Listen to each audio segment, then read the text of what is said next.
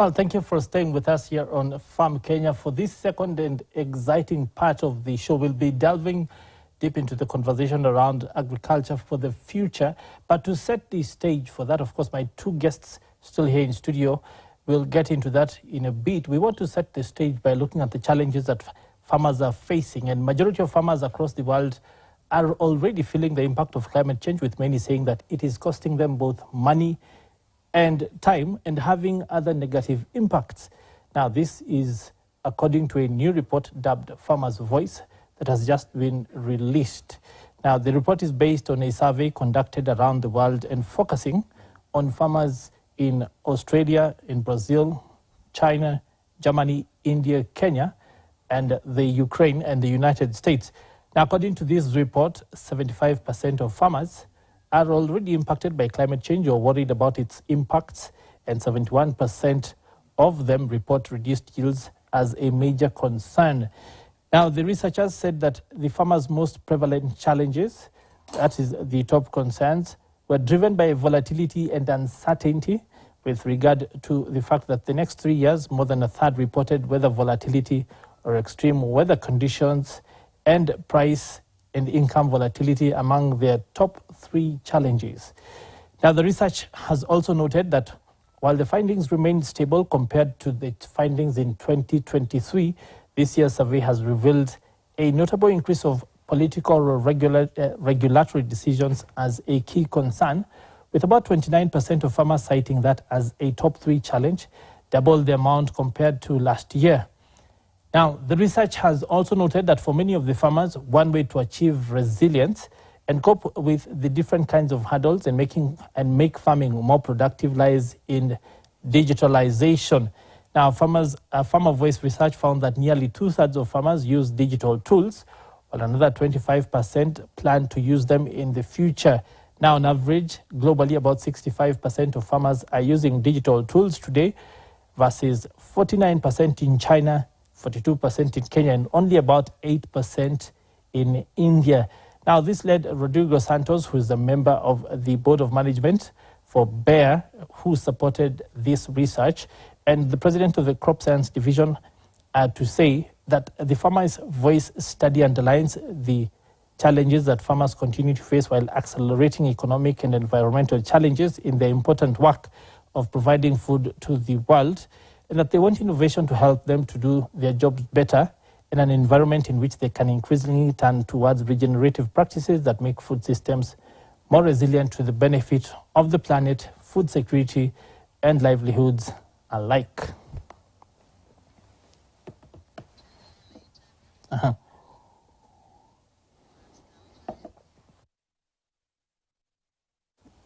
Well, quite a mouthful right there, and something, of course, to bring us to our interview for the day here. And, of course, my guests being here in studio, Oponyo Eugene, chairperson, and Shanice Sigirankambo, Green Tech Lead. Mangled the name right there. How do you say the name? Singirankabo. Sigirankambo. Singirankabo. Singirankabo. Well, more or less, I think we'll just stick to Shanice. Eugene, karibu sana. First off, I think we'll start with you, Eugene. Talk to us about what exactly the Wazalendo Movement Africa is and what you do. Thank you.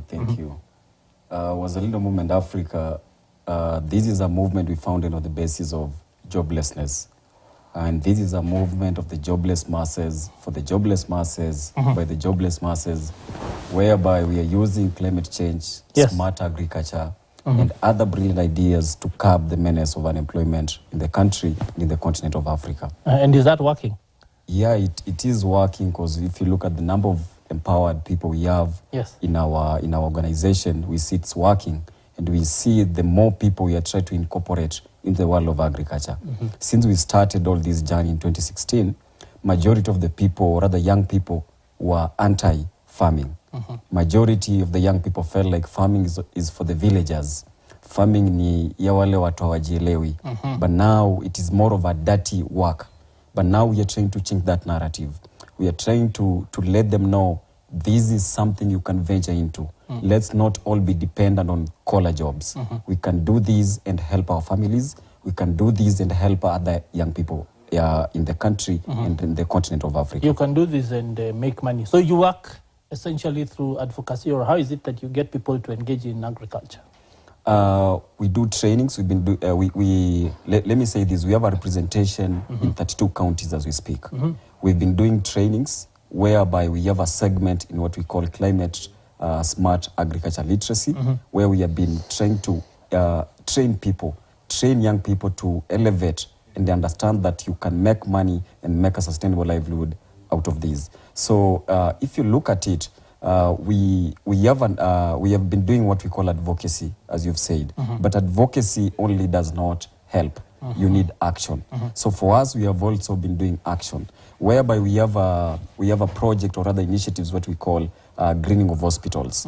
We have another initiatives what we call greening of prisons. Yes. And we have another project or other initiative coming up on what we call greening of Kenya military barracks, whereby if you think of it, all these institutions I've mentioned, they have large tracts of land, but these tracts of land have never been put into use. So that's why we are coming in as Wazalendo Movement Africa to tell young people, instead of complaining there is unemployment, instead of complaining you don't have something to do, why can't you engage in this agricultural sector and see on how we can benefit? And hence we have the smart farming techniques, the hydroponics, the vertical farming, just because they are those people will say, we don't have enough space, we don't have farms, or our farms are still owned by the parents, so we don't have accessibility to that.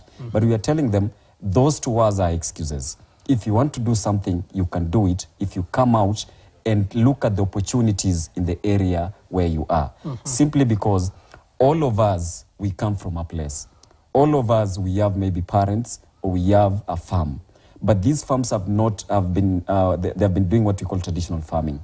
And it is not sustainable. If you look at the menace the climate change is bringing into the continent of Africa and the entire world, just the other day there was floods and even droughts in Kenya.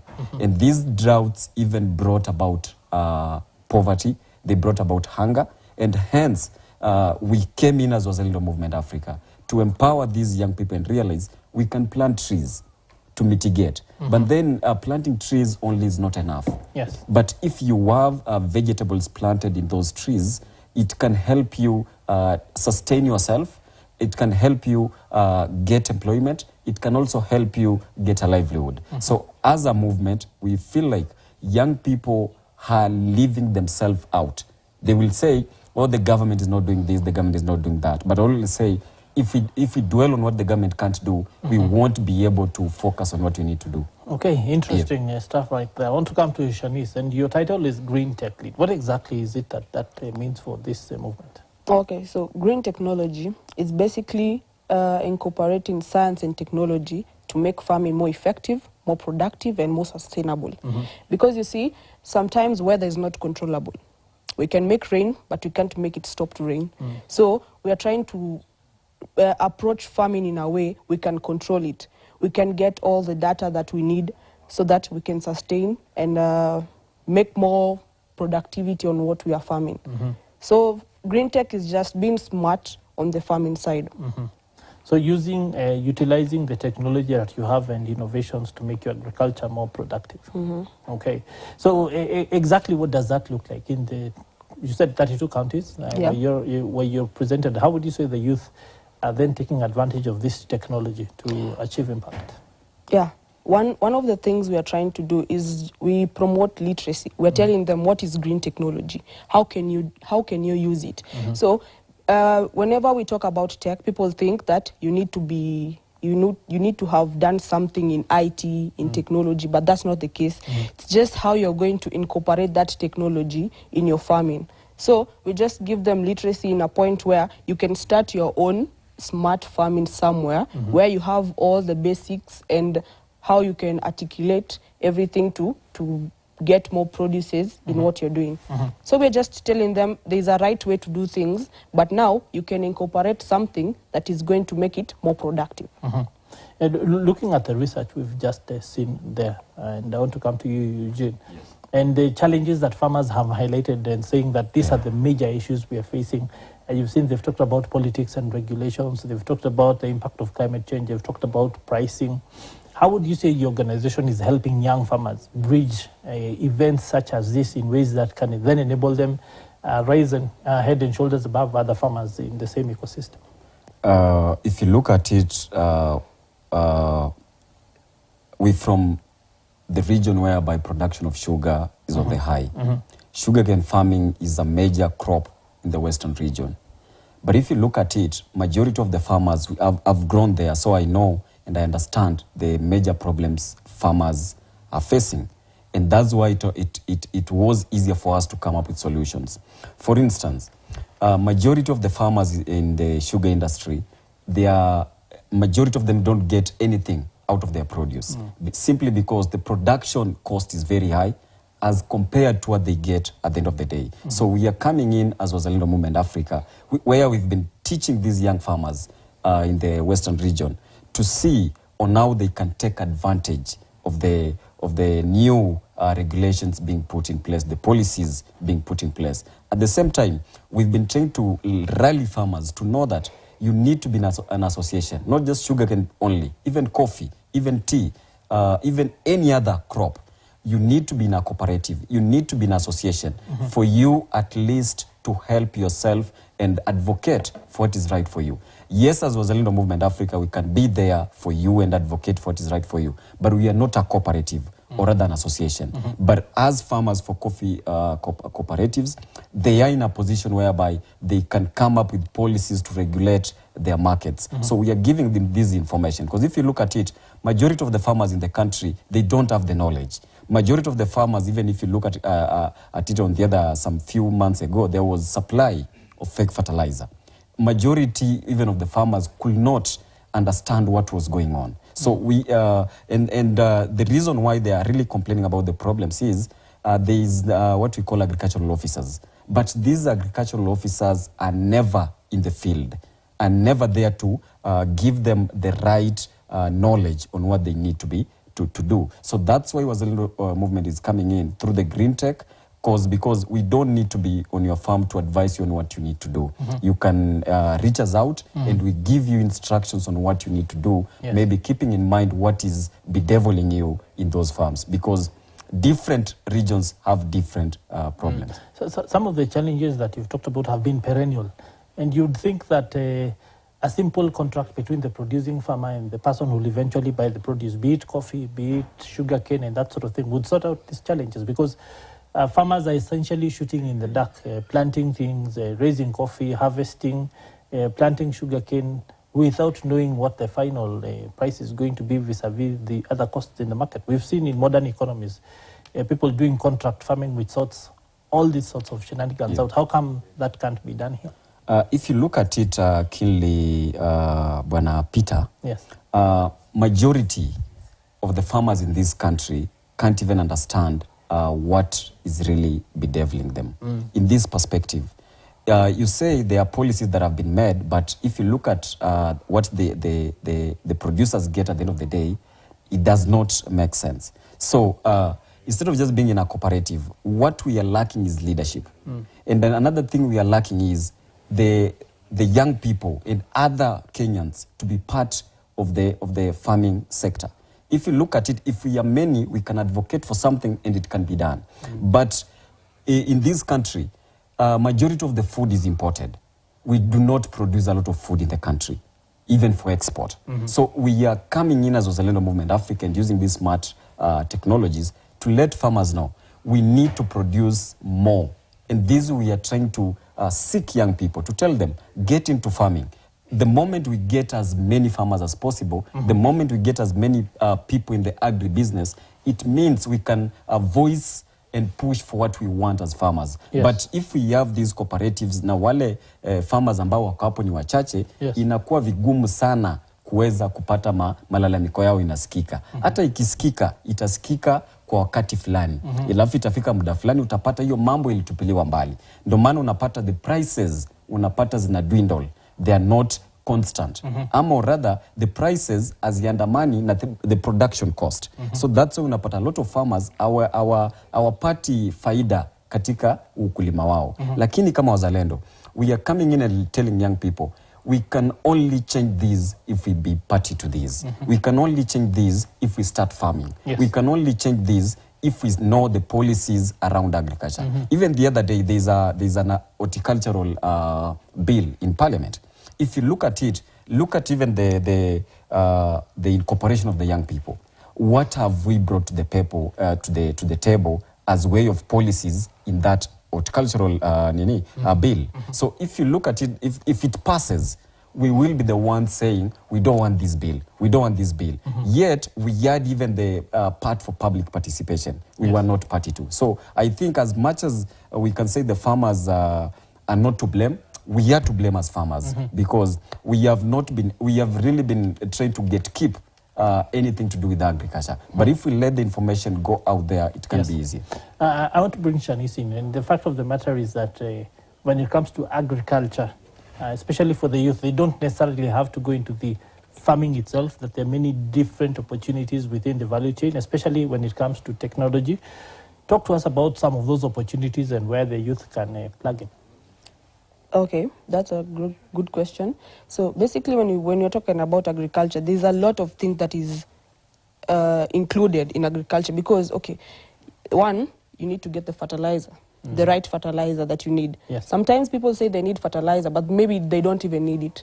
They need a specific one. So we have people who are in consultancy, people who are in, they do data analytics for the soil. So you need like to test the soil so that you can check the pH, what is needed, what is not needed. So there's a lot when we talk about agriculture and we talk about smart farming because there's smart farming, there's clean technology where we incorporate tech to emit.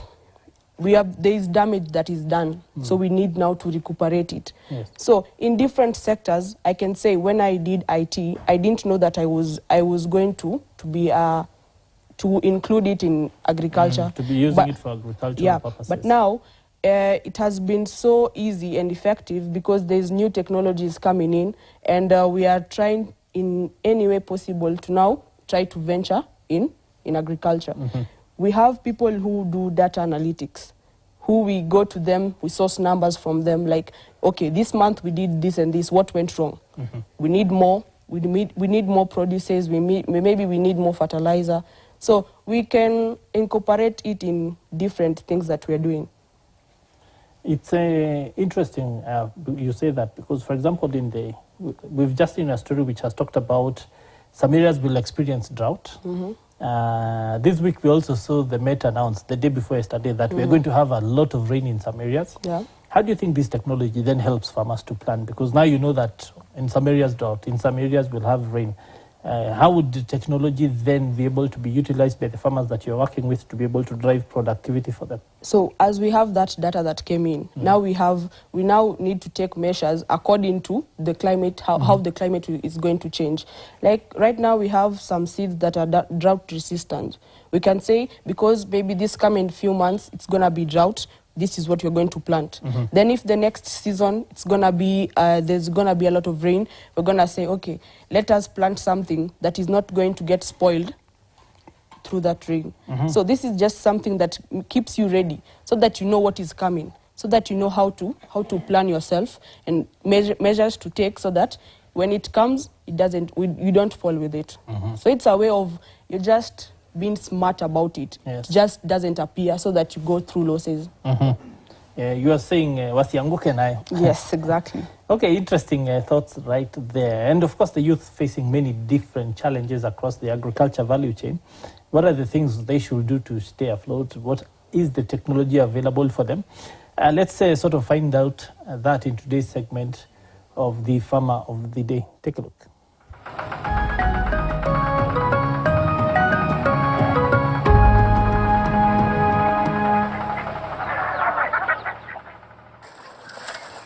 Ningependa kuambia vijana wenzangu, maisha ya siku hizi ni kujituma. Hakuna haja kwenda kutafuta kazi, na kazi yenyewe iko hapa kwa mchanga. Agriculture is everything. Hata kama hizi fanya kazi ya dairy, anaweza fanya kingine na itamudu kimaisha. Anza tu kidogo na utafaulu. Hata kama sio maziwa, mbolea iko na pesa. Najua kutengeneza mbolea yenye iko na nutrients yote. Na ninakuwa nafundisha watu na ninapata pesa. Tuseme hii ni kama tu self employment. Juu huku nje hakuna kazi. So niliona ni heri nijiajiri juu at my home sahi I'm like the breadwinner. So nikisema nianze kung'ang'ana na kazi huko nje nitakuwa ni kama na waste time ya. Na nimeona kuna opportunity hapa. So niliamua ni venture into farming ndio nikete for the needs of my young ones.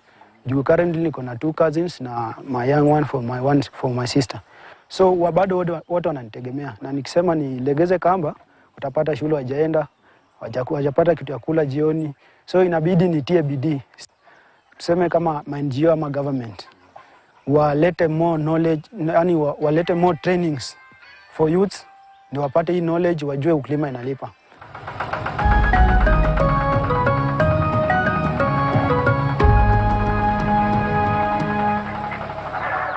Well, of course, first to point out that the youth should start out with the knowledge that they have because, well, for most Kenyans, you do have that basic knowledge in agriculture. But food for thought, back for a few minutes with our guests.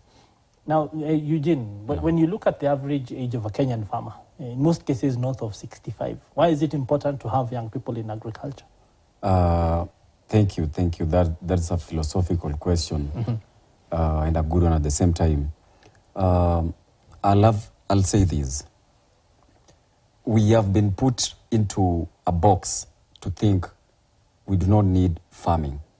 But I always tell this to young people and to anyone, as long as you are a human being. Today you've eaten something. Yes. There's no way any human being you'll say you'll go days without eating. It means we need to focus on that. Because whether we like it, someone cannot own a land, not a land, a house or a car. But one thing that is constant, you must eat. So that is why we are coming in. But what if agriculture is not paying? Why should people farm for you to eat, yet you don't want to pay them? No, agriculture is paying. Agriculture is paying unless you're doing it wrongly. And so how do I know if I'm doing it wrong? It is simpler.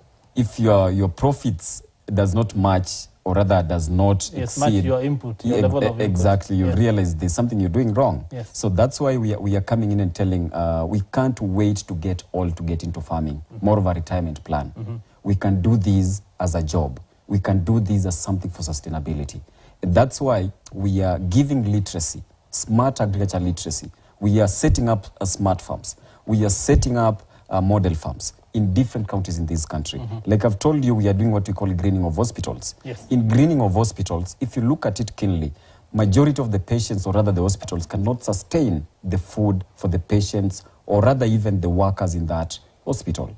That's why we are coming in with model farms to see on how we can give these free food to the community and to the hospitals by planting and using that land they have. Because majority of the hospitals in Kenya, or other public institutions, they have a land, but they don't take advantage of. So as young people, we are telling them, stop complaining that unangoja ufike 30 or 40 or 50 for you to venture into farming.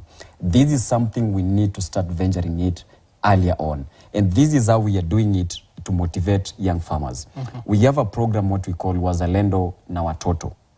Wazalendo na Watoto simply means we are teaching young people, we are teaching kids in schools to have their own model farms. To realize, instead of saying, as a young person, unataka usome, ukishamaliza kusoma, upate kazi katika ofisi. Ama ukue maybe this person in the society. Tunasema, kama ukiwa mtoto mdogo, that is not the path. Because we've seen it. This path has led us to unemployment. This path has led us to this menace we are in of 60% of young Kenyans having no job, having nothing to do for themselves. Ndo maana tunaanza kufunza watoto wakiwa wadogo. Tuko na watoto katika mashule tofauti tofauti ambao tuko na model farms zao wanakuja kucheck in kuona kama watakuwa sustainable.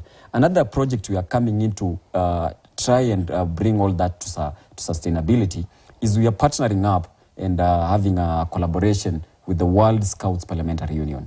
And this is a union under the State Department of Devolution for Honorable Tabitha Mbaika, where she has been steadfast to help us incorporate these into the schools, whereby we want to set smart farms in different schools in this country. And these smart farms are not the way it has been done before, whereby people from the higher classes only venture into such activities. No, we are saying kids as early as 5 years, kids as early as 8 years, they need to know, because majority of the people live in the city, and this majority of the people live in Nairobi, they have balcons.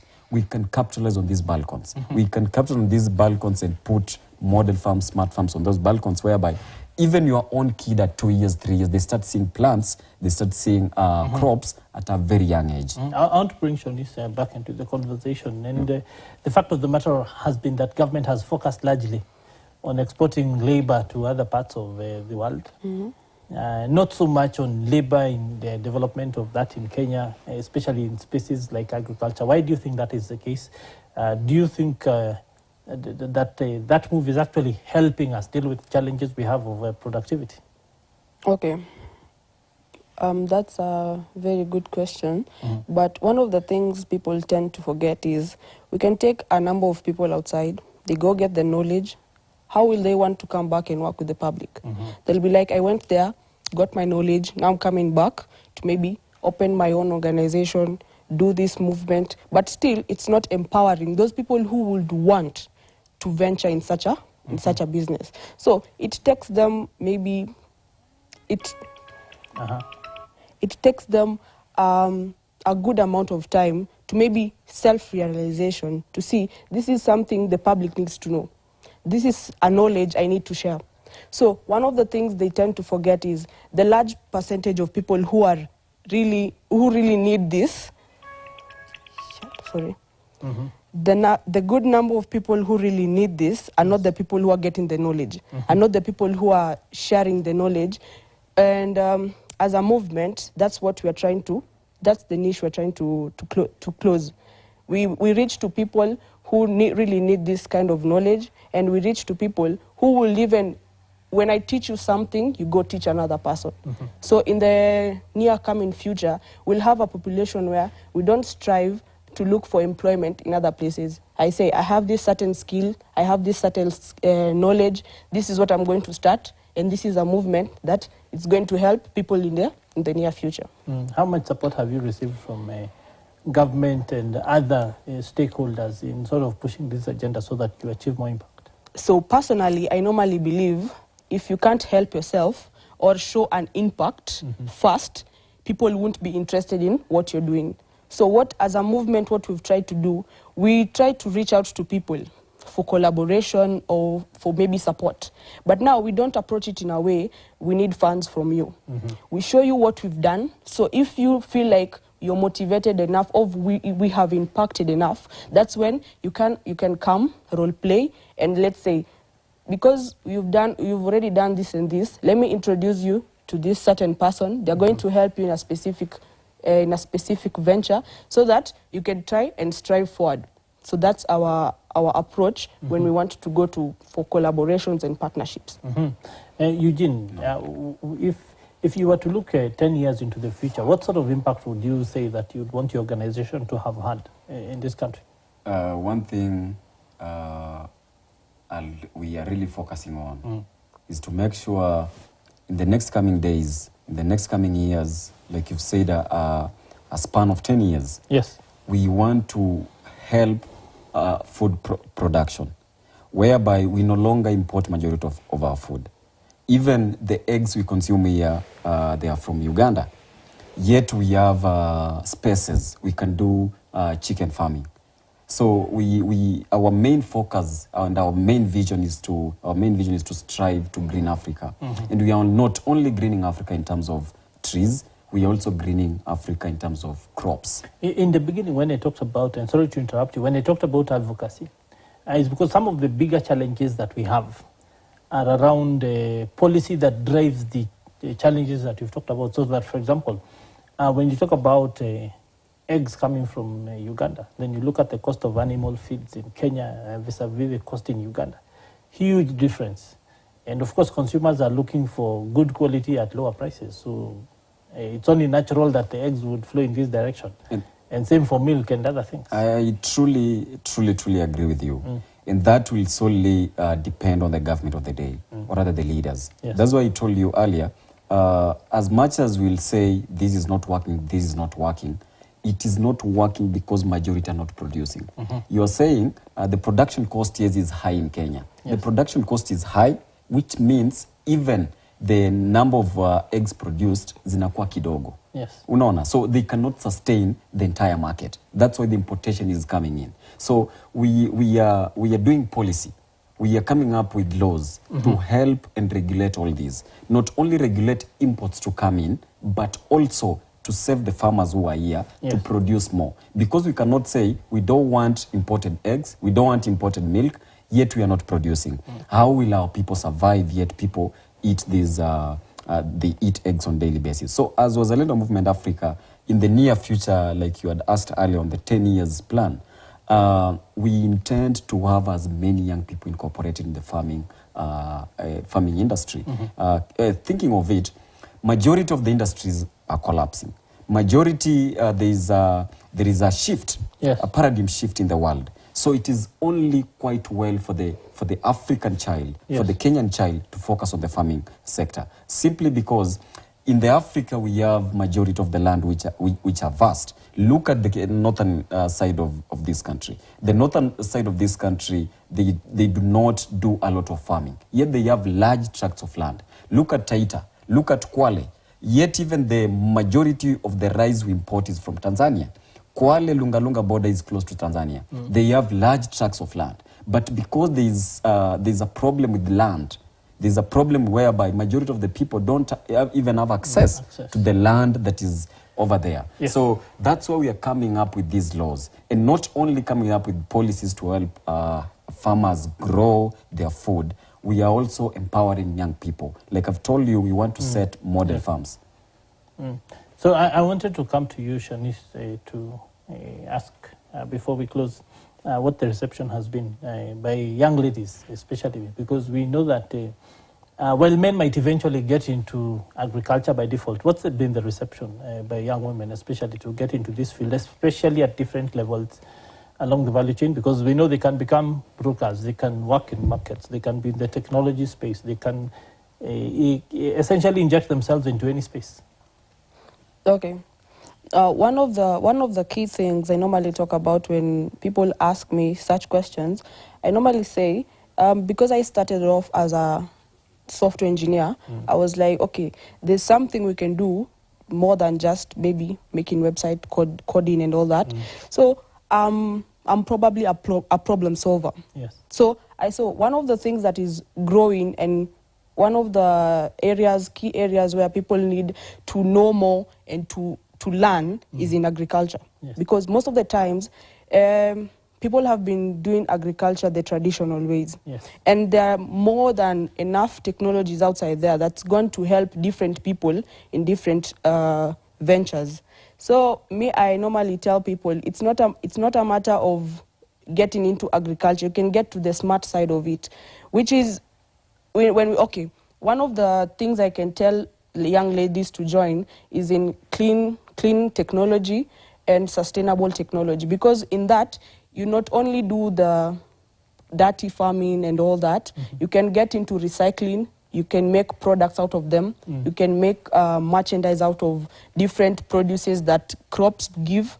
So it's a wide range of things that people can do. It just needs those people with passion and the clear mindset that this farming is just not something that you can get into and ignore in some time. This is a mindset where you need to know this is what it needs for me to do a certain thing. So it takes time and takes commitment. Yes.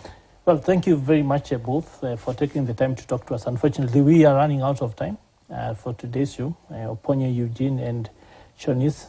Second name was? Singirankabo. That one, yes. Thank you very much for both taking the time to talk to us today. And for you, of course, the viewer, for taking the time to join us here today. Of course, we are the show that's at the forefront of transforming the agricultural economy for a sustainable tomorrow.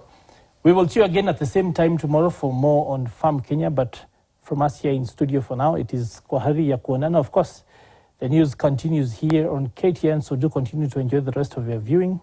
Kwaheri ya kuonana. Kuwa mkono ambao unalima ardhi, mlango wa mkulima, kuwa mshindi, kuwa na